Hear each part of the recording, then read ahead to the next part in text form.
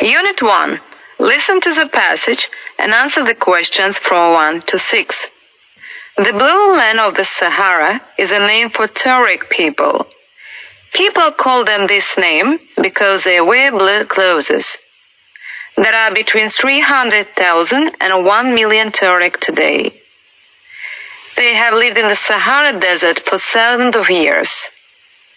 It is hot, dry, and windy there.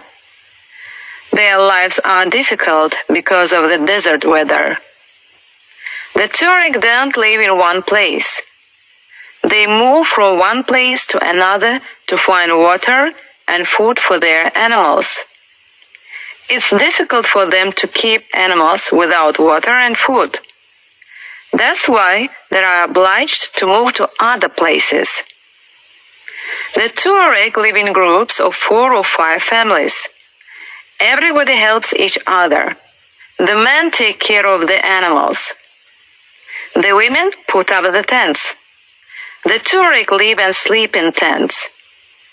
Tuareg tents are usually made of animal skins, but today some Tuareg have plastic tents.